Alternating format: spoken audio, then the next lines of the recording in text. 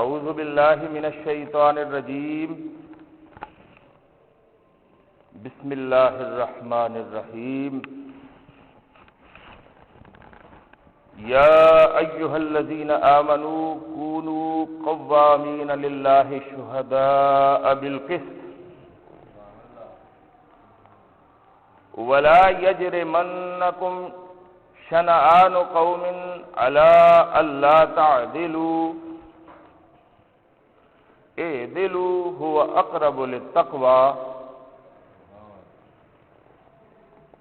واتقوا اللہ ان اللہ خبیر بما تعملون صدق اللہ العظیم۔ عزیزان محترم، قرآن مجید فرقان حمید میں سے 5ویں سورت سورہ المائدہ کی آیت نمبر 8 آپ کے سامنے تلاوت کرنے کا شرف حاصل کیا ہے۔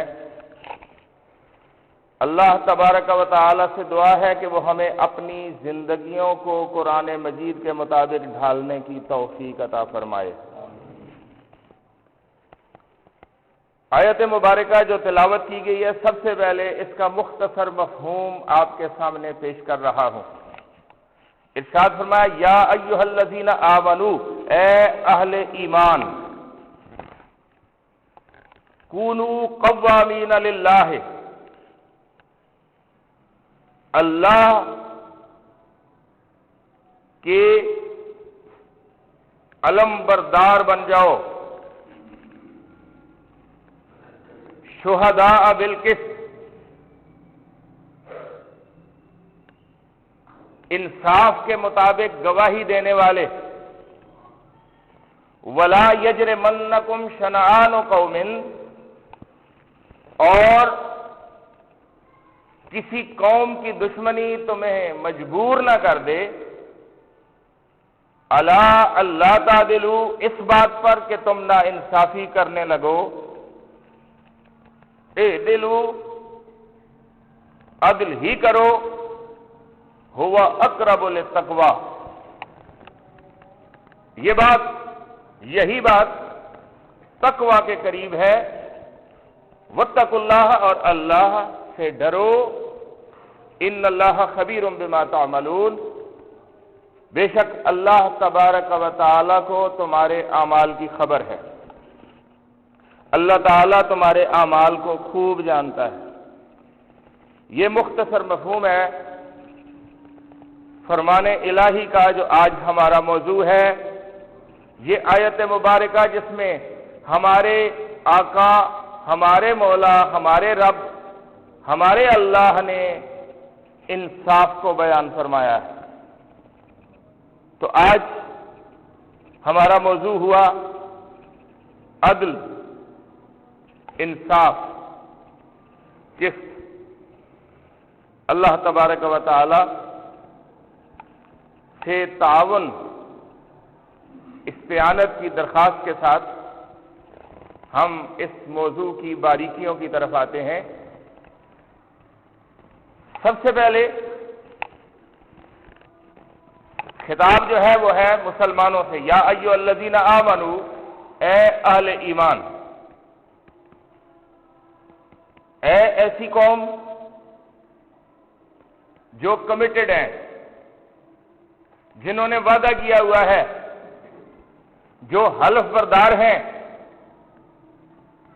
جو اپنی آزادی کو اللہ کے حضور بیچ چکے ہیں، جو اپنی مرضی سے نہیں جینے والے بلکہ اللہ کی مرضی سے جینے والے ہیں،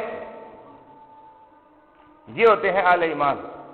اور یہ میری باتیں نہیں ہیں، یہ قرآن مجید کی آیات کا ترجمہ ہے، مفہوم ہے۔ فرمایا ان اللہ اشتری من المؤمنین انفسهم واموالهم بان لهم الجنہ،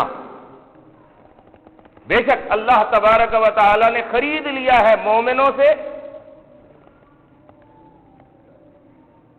ان کی جانوں کو اور ان کے مالوں کو، اور اس کے بدلے میں جو سودا ہوا ہے وہ جنت کا ہوا ہے۔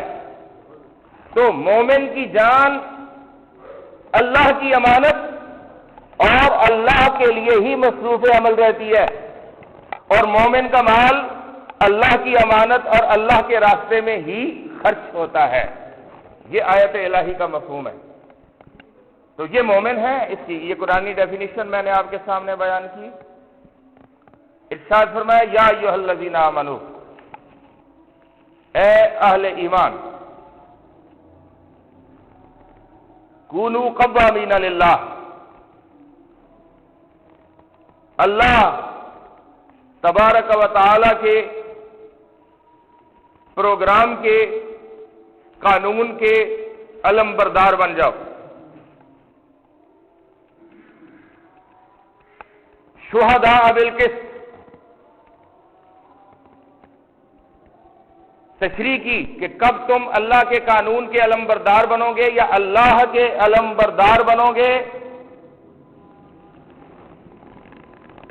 کب تمہارے ہاتھوں میں اللہ کا پرچم ہوگا، جب تم انصاف کے مطابق گواہی دو گے. شہداء بالقسط.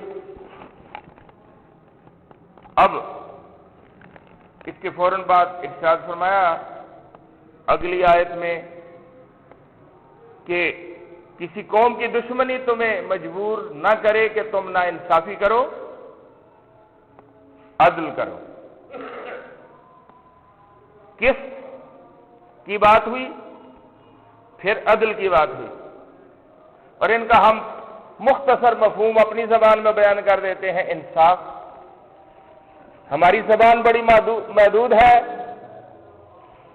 عربی جو ہے وہ بڑی رچ زبان ہے، اس میں باریک سے باریک مفہوم کے لیے بھی الگ الگ الفاظ ہوتے ہیں. انصاف کا مطلب بھی انصاف، عدل کا مطلب بھی ہم انصاف کرتے ہیں، اور قسط کا مطلب بھی انصاف.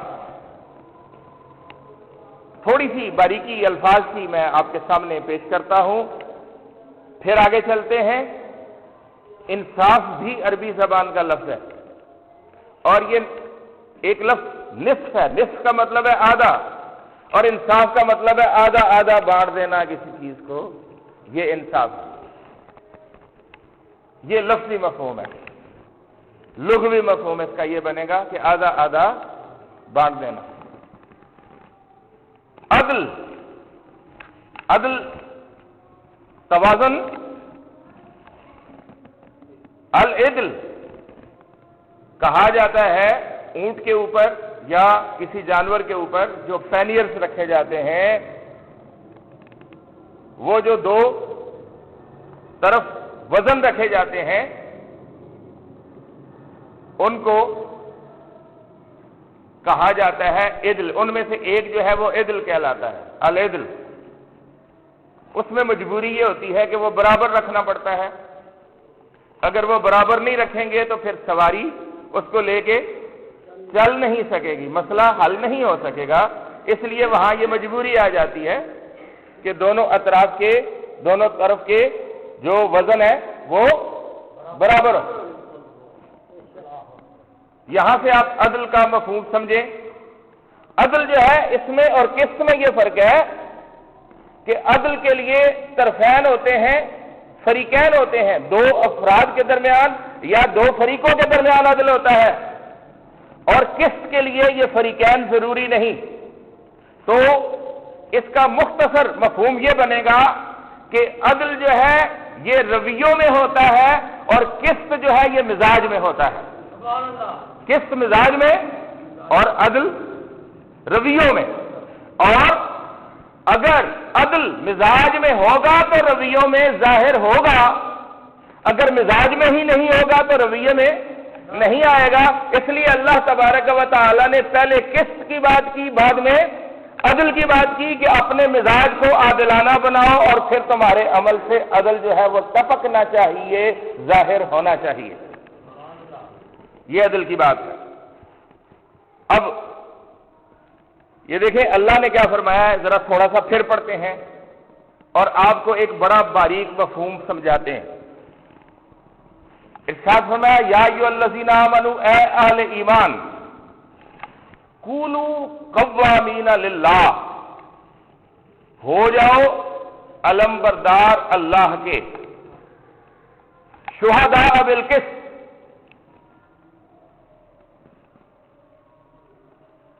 انصاف کی خاطر گواہی دینے والے۔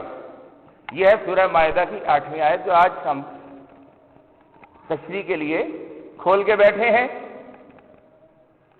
اب اسی مفہوم کو سورہ مائدہ کی 135 نمبر آیت میں بیان فرمایا، لیکن وہاں کیسا بیان فرمایا؟ یا ایھا الذین آمنوا کونوا قوامین بالقسط شہداء للہ۔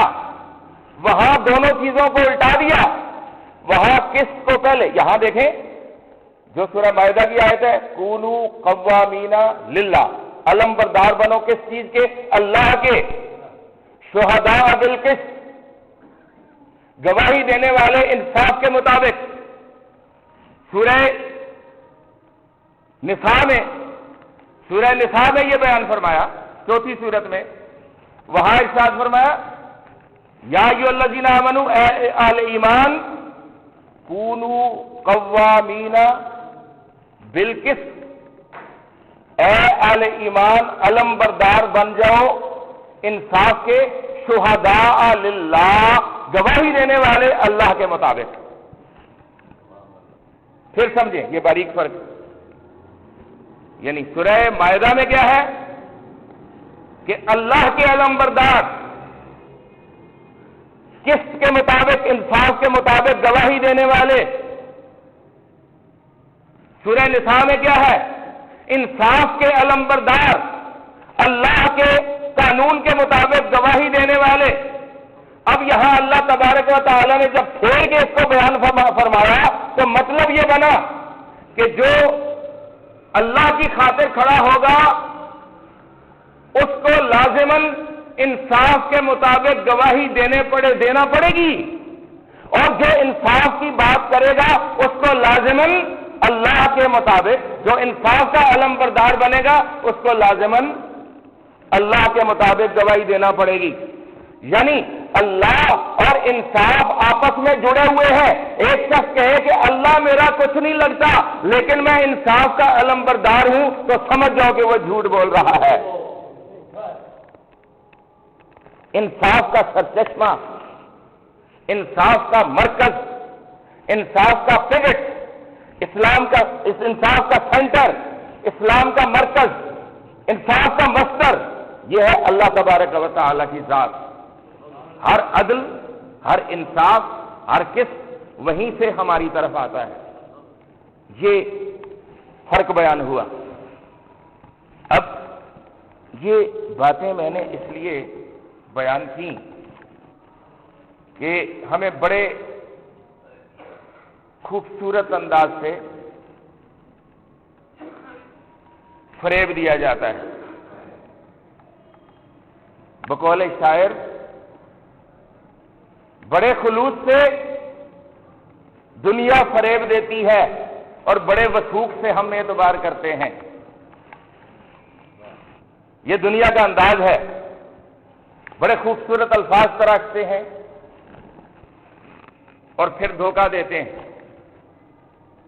اب دنیا نے انصاف کی تعریف کیا کی اور اللہ کے ہاں انصاف کی تعریف کیا ہے، یہ فرق کو اگر آج سمجھ گئے تو سمجھیں کہ ہماری اس نشست کا مقصد پورا ہو گیا۔ دنیا والے یہ کہتے ہیں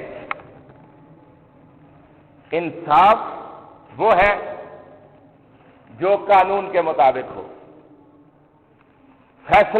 وہ فیصلہ جو قانون کے مطابق ہو وہ کیا ہے؟ انصاف ہے۔ یہ دنیا کی ڈیفینیشن ہے۔ وہ فیصلہ جو قانون کے مطابق ہو وہ کیا ہے؟ انصاف ہے۔ اس کو دنیا والے انصاف کہتے ہیں۔ اللہ کے ہاں یہ مفہوم نہیں ہے۔ اللہ کے ہاں یہ مفہوم نہیں ہے کہ وہ فیصلہ جو قانون کے مطابق ہو وہ انصاف ہے۔ اللہ کے ہاں یہ ہے کہ وہ فیصلہ جو اللہ کے قانون کے مطابق ہو وہ انصاف ہے۔ یہ فرق سمجھ گئے تو سارا کچھ سمجھ گئے۔ ہمیں الفاظ میں نوسر باز آگے بڑے بڑے خوبصورت الفاظ استعمال کرتے ہیں، میرا فیصلہ قانون کے مطابق ہے، میں آئین کے مطابق چل رہا ہوں، تم اپنی ذات کے اپنے مفادات کے قانون کے مطابق چل رہے ہو، تم عوام کے مفادات کو، انسان کے مفاد کو اور قوم کے مفاد کو چھوڑ کے چل رہے ہو، تمہارا انصاف کیسا انصاف ہے؟ تو اس لیے انصاف یہ نہیں ہے کہ قانون کے مطابق فیصلہ ہو، انصاف یہ ہے کہ اللہ کے قانون کے مطابق فیصلہ ہو۔ اب ذرا اس کی تشریح میں کروں گا، آپ کو پوری بات سمجھ آ جائے گی، ابھی پوری نہیں آئی سمجھ۔ مثال کے طور پر قانون اگر میں نے ہی بنایا ہے اور میں نے اپنے جو ارادے ہیں ان کو قانون کا نام دے دیا ہے، پھر میں نے ایک جج کو مقرر کیا ہے اور اس سے حلف اٹھوایا ہے کہ یہ جو میں نے قانون بنایا ہے اس سے وفاداری کا حلف اٹھاؤ۔ کس سے وفادار رہو گے؟ اس قانون سے جو میں نے بنایا ہے، حلف اٹھاؤ، قسم اٹھاؤ۔ اب اس کو میں نے مقرر کر دیا ہے، وہ تنخواہ میں اس کو دے رہا ہوں قوم کے خزانے سے، اور وہ قانونی طور پر پابند اس کو کر دیا ہے کہ وفاداری قوم کے ساتھ نہیں کرنی، اپنے ضمیر کے ساتھ نہیں کرنی، اللہ کے قانون کے ساتھ نہیں کرنی، میرے ساتھ وفاداری کرنی ہے۔ اب وہ جو تیرے قانون کے مطابق فیصلہ کرتا ہے، تم کہہ رہے ہو یہ انصاف ہے؟ سمجھے؟ اب کہتے ہیں کہ دنیا میں جو سب سے بڑے بڑے ظلم ہوئے ہیں آج تک پوری انسان کی تاریخ میں، وہ عدالتوں میں ہوئے ہیں، کہ عدالت بنتی ہے انصاف مہیا کرنے کے لیے اور عدالتوں سے ظلم پھوٹتے رہے ہیں۔ اس کی وجہ کیا ہے؟ وجہ یہی ہے کہ عدالت کی جو اساس ہے وہی غلط، اللہ کے قانون کے مطابق نہیں بلکہ انسان کے قانون کے مطابق۔ قانون کے مطابق تو ہے، دھوکہ تو یہی دیا جاتا ہے کہ قانون کے مطابق۔ سوال یہ ہے کہ کس کے قانون کے مطابق؟ کس کے؟ وہ قانون کس کا ہے جس کے مطابق تم فیصلہ کر رہے ہو؟ کیا وہ اللہ کا قانون ہے؟ کیا اس میں اللہ کے بندوں کے حقوق کی حفاظت کی گئی ہے؟ یہ اصل سوال ہے۔ اب اس کی میں تشریح کرتا ہوں، عالمی سینیریو میں بھی اور پھر اپنے قومی جو پس منظر ہے اس میں بھی آتے ہیں۔ مثال کے طور پر اقوام متحدہ تشکیل دی گئی، کہا گیا کہ اس کا مقصد کیا ہے کہ کوئی قوم کسی قوم پر ظلم نہ کرے، قوموں میں انصاف ہو، انسانوں کے حقوق کو تحفظ حاصل ہو، قوموں میں برابری ہو، مساوات ہو، انسان کے ہاتھوں انسان پر ظلم نہ ہو، اور اقوام متحدہ مانیٹر کرے گی۔ یہ اتھارٹی ہے جو مداخلت کرے گی اگر کہیں انسان کے حقوق میں مداخلت ہوئی۔ یہ اقوام متحدہ ہے۔ اب اس میں اگلا ادارہ بنتا ہے سلامتی کونسل۔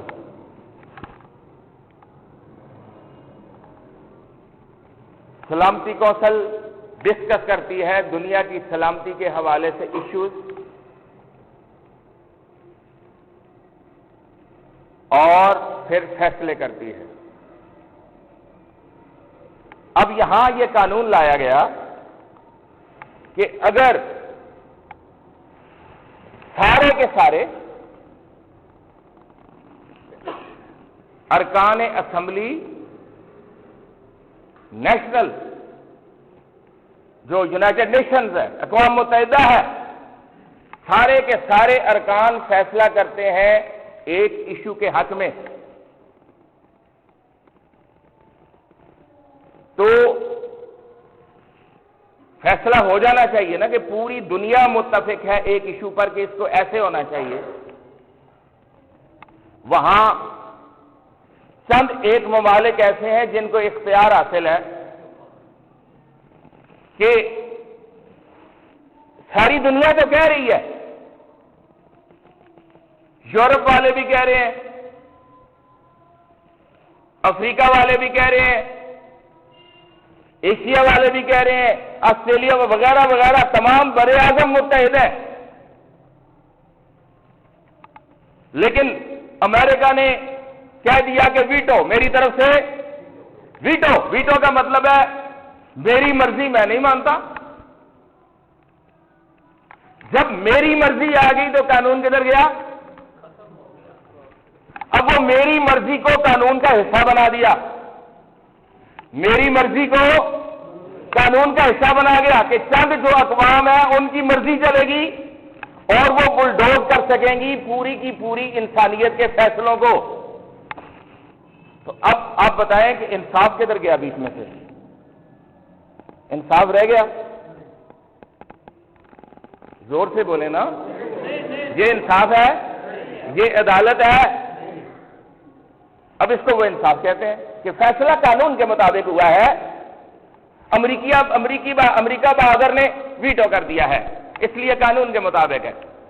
قانون میں چونکہ لکھا ہوا ہے اس کو ویٹو کا اختیار حاصل ہے، اس لیے اس نے قانون کے مطابق ویٹو کر دیا ہے، اور جو فیصلہ ہوا ہے وہ قانون کے مطابق ہوا ہے۔ اور 150 ممالک جو ایک آواز بلند کر رہے تھے وہ غیر قانونی آواز تھی، اور ایک ویٹو کی آواز جو ہے وہ قانونی آواز ہے۔ یہ عدالت ہے، یہ اقوام متحدہ کا انصاف ہے۔ دوسرا دیکھیں، NPT، نان پرولیفریشن ٹریٹی، دنیا کو خطرہ ہے، نیوکلیئر جو اسلحہ ہے اس کا پھیلاؤ نہیں ہونا چاہیے،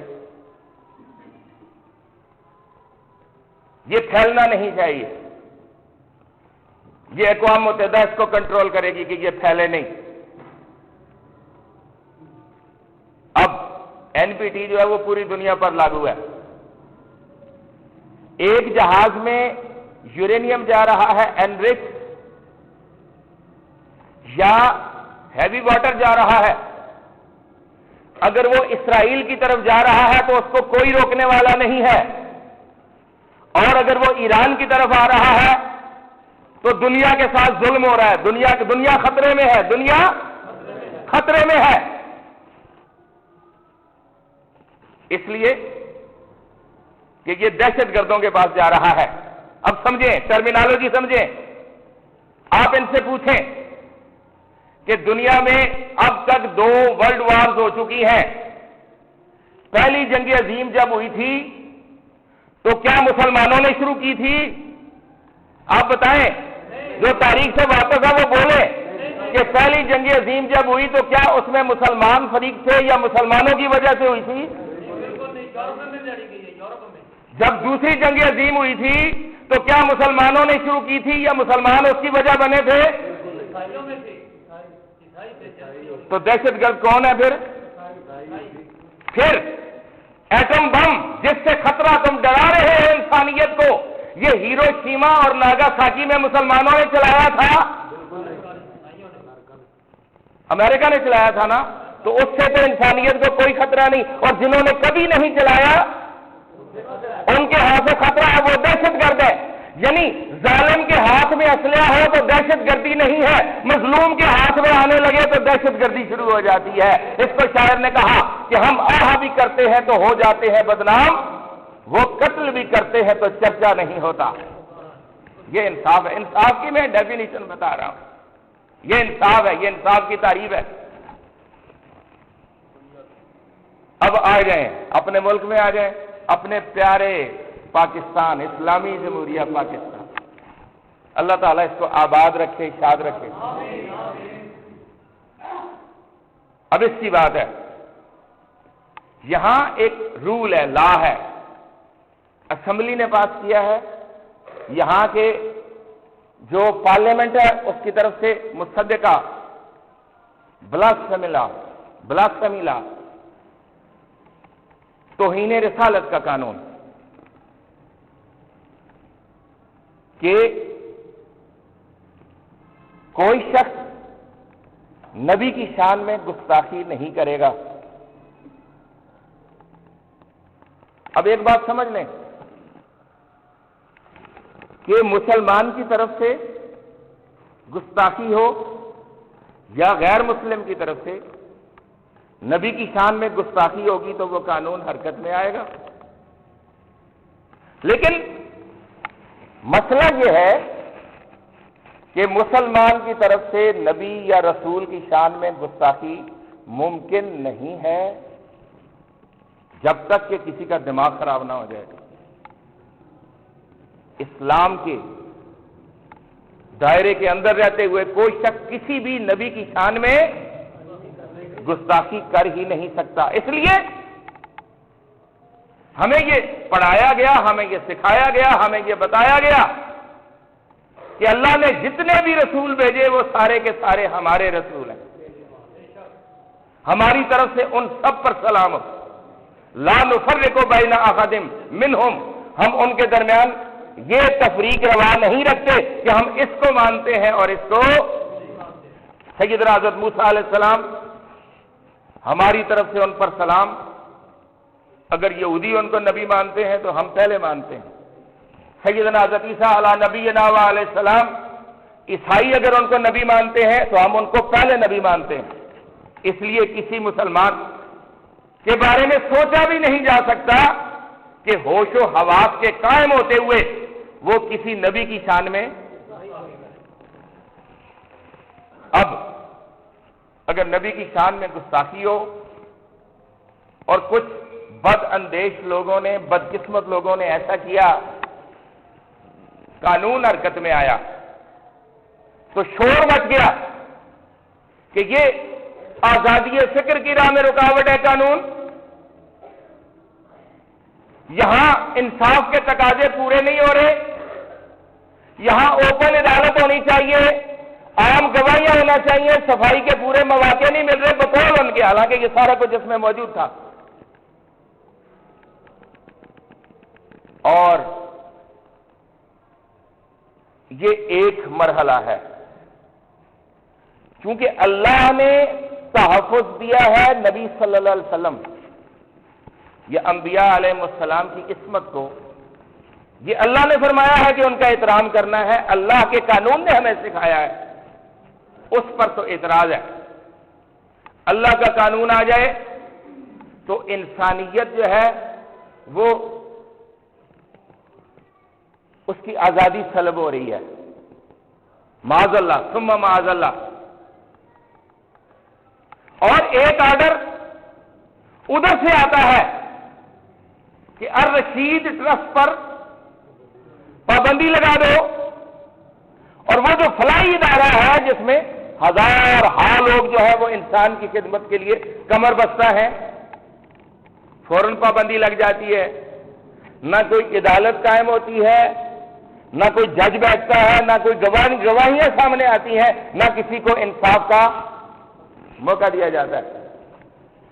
یہاں سے آپ سمجھے کہ یہ انصاف ہے کہ ساتھ ساتھ ظلم بھی کرو اور ساتھ ساتھ شور بھی مچاؤ. وَإِذَا قِيلَ لَهُمْ لَا تُفْسِدُوا فِي الْأَرْضِ، قرآن مجید نے ارشاد فرمایا جب ان سے کہا جاتا ہے کہ زمین میں فساد مت کرو، قالوا انما نحن مصلحون، تو وہ کہتے ہیں ہم تو اصلاح کر رہے ہیں، ہم اصلاح کر رہے ہیں. تو اب آپ سمجھیں اقوام متحدہ انصاف کر رہی ہے، اور بڑا خوبصورت تبصرہ کرنے والے نے کیا. اس نے کہا دنیا میں دو ہی طرح کی تو قومیں ہوتی ہیں، کچھ قومیں کمزور ہیں، کچھ طاقتور ہیں.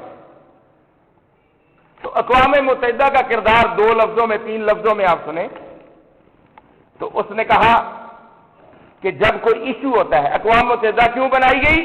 تاکہ مسائل حل کرے. لیکن ہوتا یہ ہے کہ اگر مسئلہ دو چھوٹی قوموں کے درمیان ہوتا ہے تو مسئلہ غائب، مسئلہ وہ اقوام متحدہ کے ایجنڈے پر کبھی آتا ہی نہیں ہے. مسئلہ غائب. اگر مسئلہ ایک بڑی قوم اور ایک چھوٹی قوم کے درمیان ہوتا ہے تو چھوٹی قوم غائب، یہ اقوام متحدہ ہے.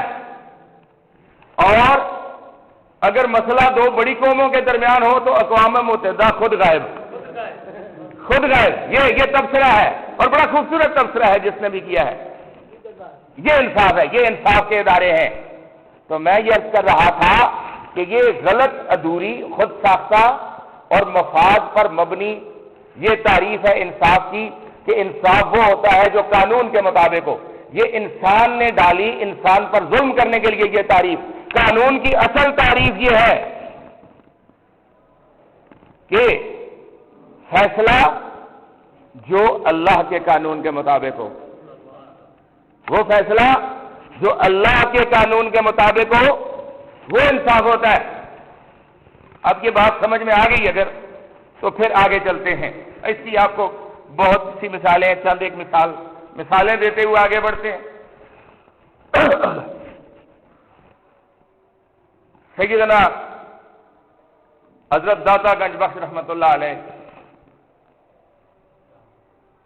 ابھی عرس گزرا اور عرس کے موقع پر ہی بہت بڑا فیصلہ ہوا کہ جج صاحب جو ہیں وہ چیف جسٹس صاحب وہ جو ہے وہ فارغ ہو گئے.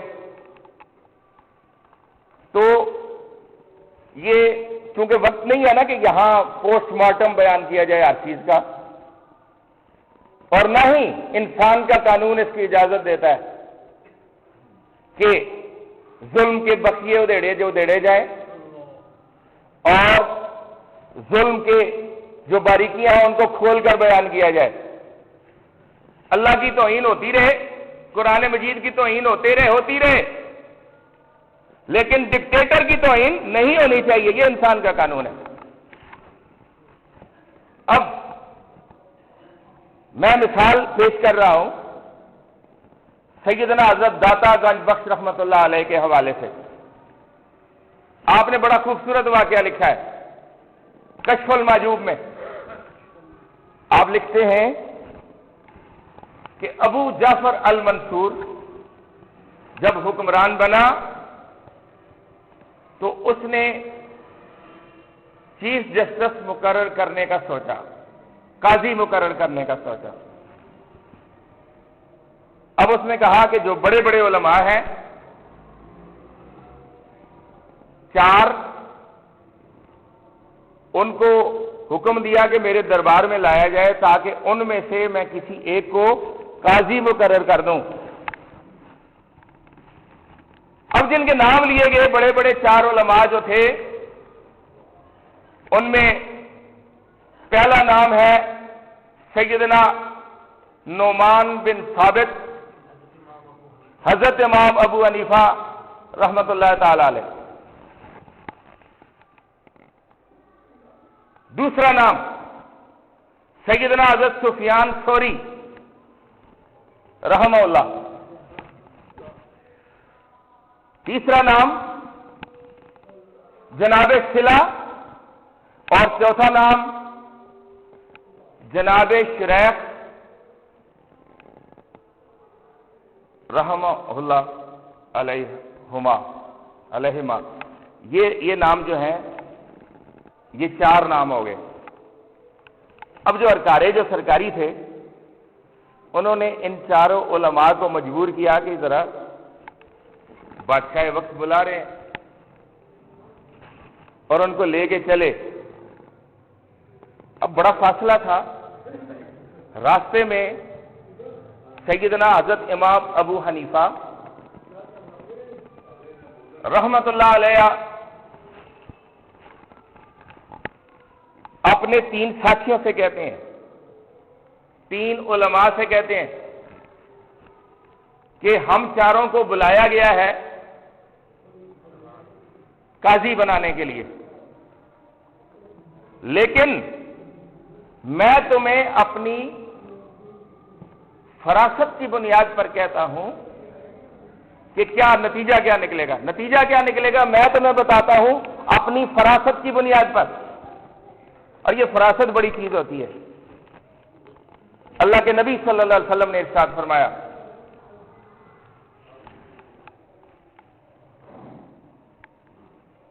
اتقوا فراست المومن فإنه ينظر بنور اللہ. مومن کی فراست سے ڈرو کیونکہ یہ اللہ کے نور سے دیکھتا ہے، کیونکہ یہ اللہ کے نور سے دیکھتا ہے. اب ابھی راستے میں ہے، یہ جو قافلہ ہے نا یہ راستے میں ہے. امام ابو حنیفہ رحمت اللہ علیہ اپنے 3 ساتھیوں سے کہتے ہیں میں تمہیں بتاتا ہوں کہ نتیجہ کیا نکلے گا، اور پھر آپ بتاتے ہیں. کہتے ہیں کہ سفیان ثوری جو ہے یہ رستے میں بھاگ جائیں گے، یہ رستے میں بھاگ جائیں گے، میں بہانہ کر کے بچ جاؤں گا، میں بہانہ کر کے بچ جاؤں گا، اور صلہ جو ہے یہ دیوانہ ہو جائے گا، اور شریح جو ہے یہ پھنس جائے گا، شریح کو قاضی بننا پڑے گا. رستے میں بتاتے ہیں. اب یہ تاریخی واقعہ جب آگے چلتا ہے کیا ہوتا ہے کہ کچھ آگے جا کے ایک دریا آتا ہے، اور حضرت سفیان ثوری واقعی بھاگتے ہیں اور جا کے ایک کشتی والوں سے کہتے ہیں کہ کچھ لوگ جو ہے میرا سر قلم کرنا چاہتے ہیں، تو مجھے بچاؤ، مجھے پناہ دو، مجھے چھپا لو، اور کشتی والے ان کو چھپا لیتے ہیں. یہاں پہ سیدنا حضرت داتا گنج بخش رحمت اللہ علیہ توجیہ پیش کرتے ہیں کہ سفیان ثوری بڑے درویش انسان تھے، یہ نہ سمجھنا کہ انہوں نے جھوٹ بولا تھا.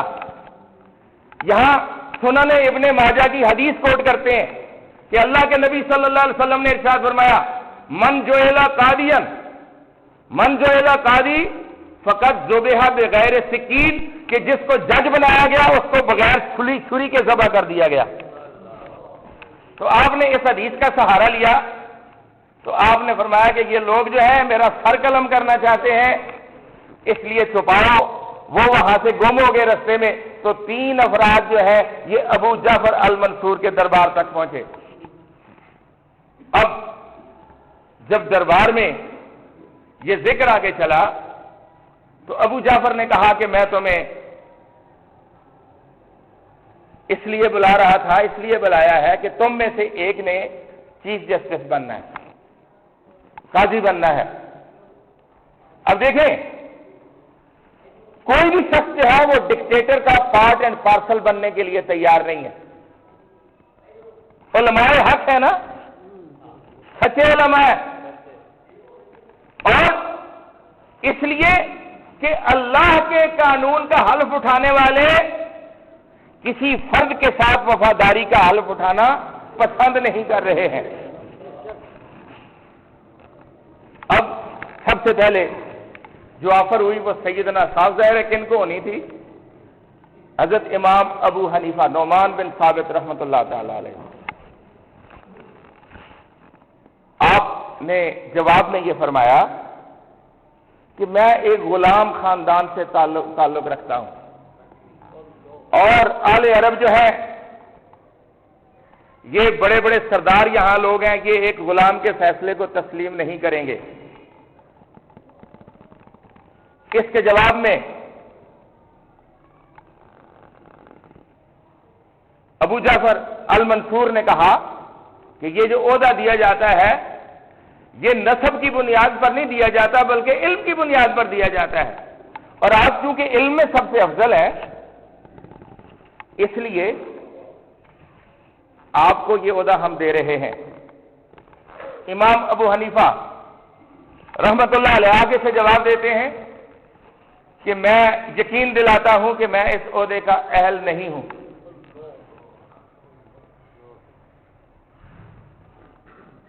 وہ آگے سے کہتا ہے کہ آپ جھوٹ بول رہے ہیں. آپ نے فرمایا کہ اگر میری بات سچ ہے اور میں سچ کہہ رہا ہوں اگر کہ میں اس عہدے کا اہل نہیں ہوں تو پھر میں عہدے پر مقرر ہو گیا تو اللہ تم سے پوچھے گا کہ تو نے ایک نااہل شخص کو کیوں قاضی مقرر کیا تھا، اور اگر تیری بات سچ ہے اور میں جھوٹا ہوں تو پھر اللہ تم سے پوچھے گا کہ تم نے جھوٹے شخص کو قاضی کیوں مقرر کیا تھا. اب یہاں پہ آ کے وہ لاجواب ہو گیا تو رخ جو ہے وہ صلہ کی طرف ہو گیا. اب صلہ جو ہے وہ جوں ہی ان کی طرف اشارہ ہوا وہ ایک دم سے اٹھے اور ہاتھوں کو چوما. اب پنجابی زبان میں آپ سنیں آپ کو جلدی سمجھ آئے گی. اور سنا بھائی کی حال ہے، بچے ٹھیک نہیں ٹگیا نا کی حال ہے. وہ کہنے لگا کہ دیوانہ نو باہر کڈو.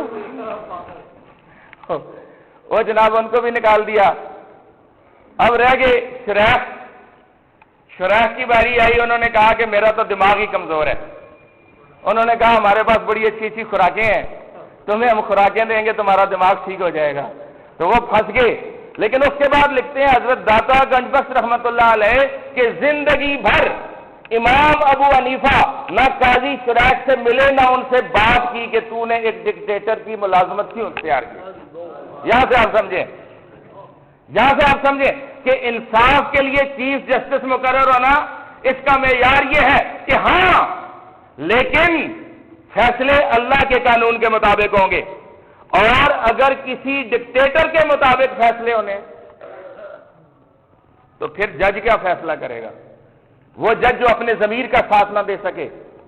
اور یہ تو خرابی تو وہیں سے پیدا ہو گئی تھی کہ جب چیف جسٹس صاحب نے حلف اٹھایا تھا.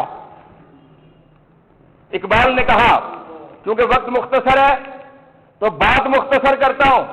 اقبال نے کہا پانی پانی کر گئی مجھ کو قلندر کی یہ بات, تو جھکا جب غیر کے آگے نہ تن تیرا نہ من.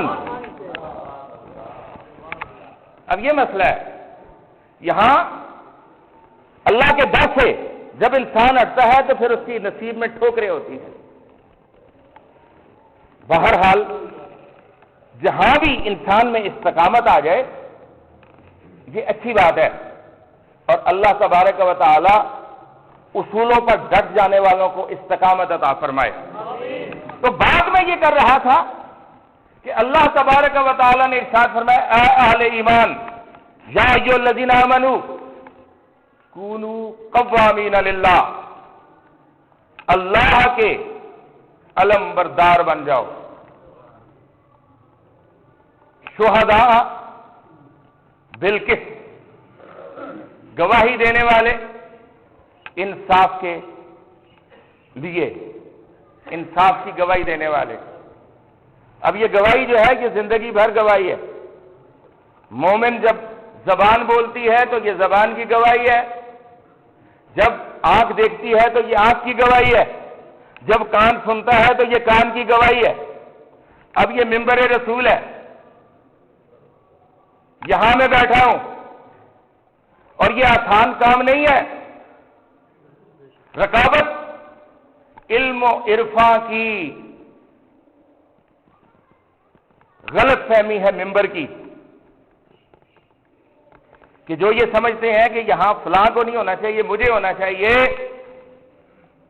شاعر نے کہا کہ انہوں نے منبر کو ابھی سمجھا نہیں ہے. منبر کیا چیز ہے؟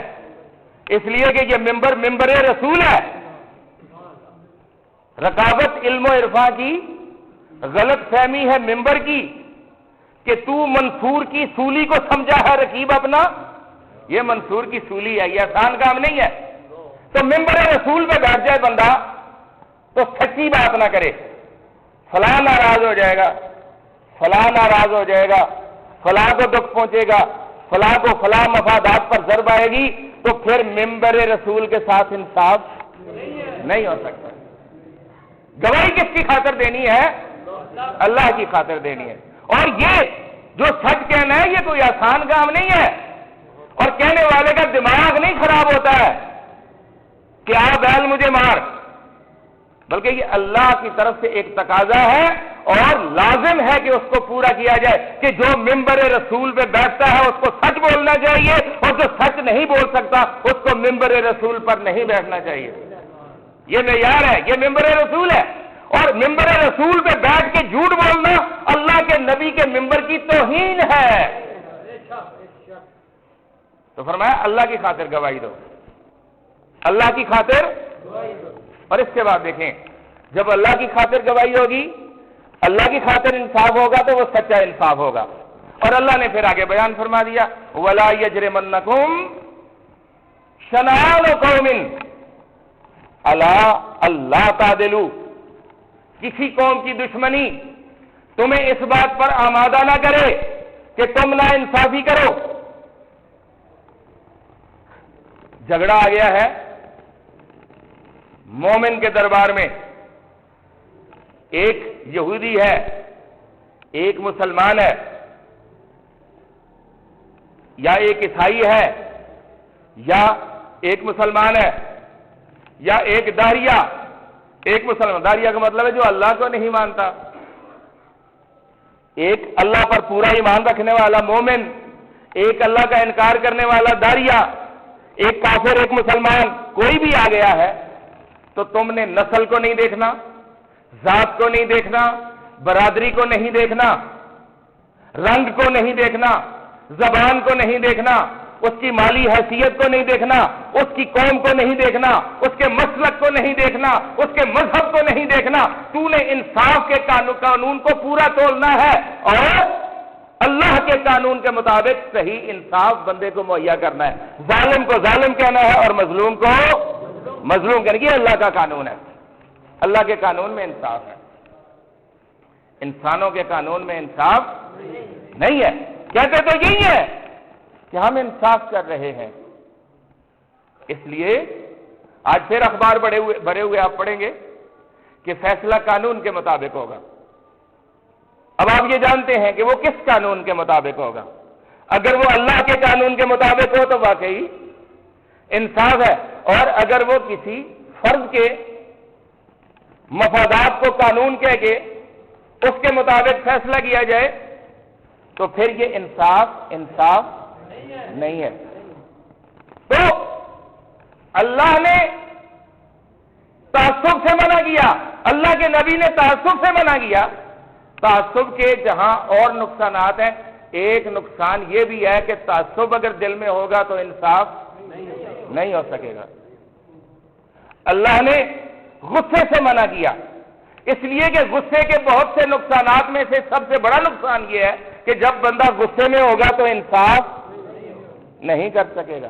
اللہ نے حسد سے منع کیا، اس لیے کہ حسد کرنے والا کبھی محسود کے ساتھ انصاف نہیں کر سکے گا۔